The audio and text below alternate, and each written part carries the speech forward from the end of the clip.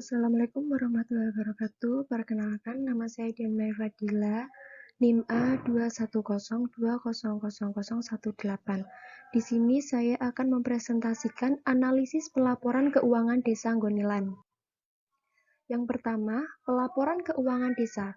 Laporan keuangan Desa Nggonilan disusun oleh pemerintah desa menggunakan basis akrual dalam menyelenggarakan akuntansi dan penyajian laporan keuangan atas aset, kewajiban, dan ekuitas dalam neraca. Basis akrual berpengaruh pada transaksi dan peristiwa lainnya pada saat transaksi dan peristiwa itu terjadi tanpa memperhatikan saat kas atau setara kas diterima atau dibayar. Basis akrual ini nantinya akan meningkatkan transparansi dan akuntabilitas, serta bermanfaat bagi para pengguna laporan atas penyajian data yang akurat, lengkap, dan andal dalam laporan keuangan desa. Tujuan pelaporan keuangan desa yaitu bentuk pertanggungjawaban lembaga atas penggunaan dan pengelolaan sumber daya yang dimiliki dalam suatu periode tertentu, serta sebagai alat evaluasi karena menyediakan informasi posisi keuangan serta menunjukkan kinerja yang telah dilakukan, dan menjadi bahan pertimbangan dalam pengambilan keputusan ekonomi bagi kepala desa sendiri maupun pemangku kepentingan lainnya. Saya Anggina Vita Rahmawati, NIM A210200020 ingin melanjutkan presentasi dari Dian Mai.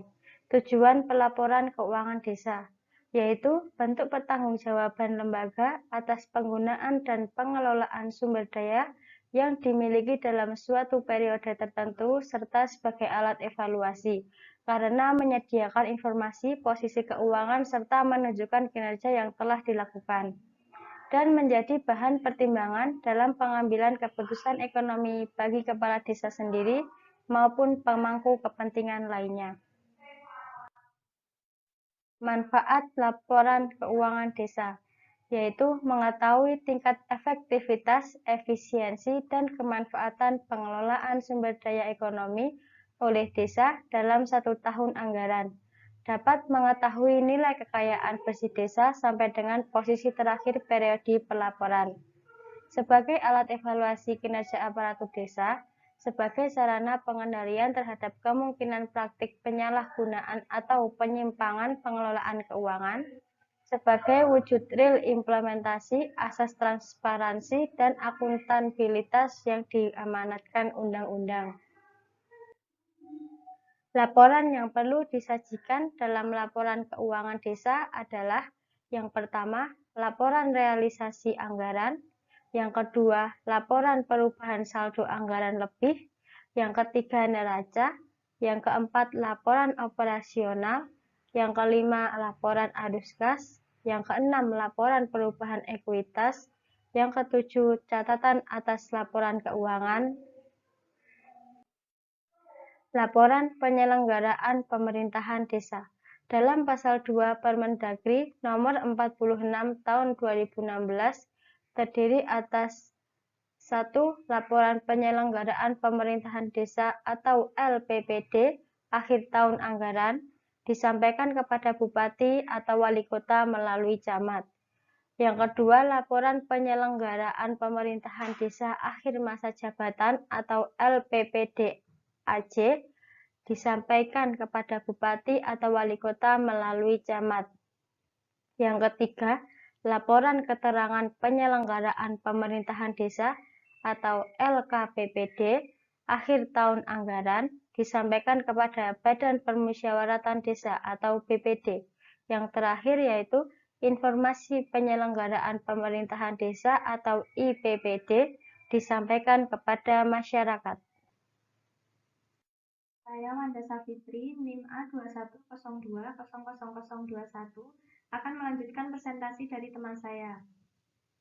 Dari observasi yang telah kami lakukan, kami mendapatkan satu kasus terkait pelaporan keuangan Desa Nggonilan, yaitu Terkait dengan pelaporan pengelolaan keuangan desa, banyak sekali desa yang masih membutuhkan bimbingan dalam pembuatan laporan, terutama pencatatan penggunaan keuangan yang sesuai dengan akuntansi. Dari kasus tersebut, terdapat solusinya, yaitu masih perlu dilakukan pembinaan dan pelatihan lebih lanjut karena belum sesuai dengan ketentuan yang berlaku secara penuh.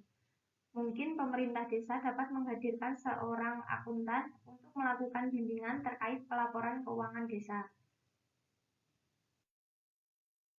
Kesimpulan dari materi presentasi kami adalah laporan keuangan Desa Gonilan disusun oleh pemerintah desa menggunakan basis akrual dalam menyelenggarakan akuntansi dan penyajian laporan keuangan. Terkait dengan pelaporan pengelolaan keuangan desa, banyak sekali desa yang masih membutuhkan bimbingan dalam pembuatan laporan, terutama pencatatan penggunaan keuangan yang sesuai dengan akuntansi. Saran, pada tahap pelaporan keuangan desa, perlu diberikan pembinaan dan pelatihan-pelatihan lebih lanjut dengan ketentuan yang berlaku secara penuh.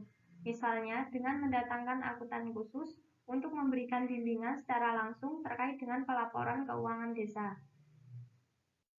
Sekian presentasi dari kami, kurang lebihnya kami mohon maaf. Wassalamualaikum warahmatullahi wabarakatuh.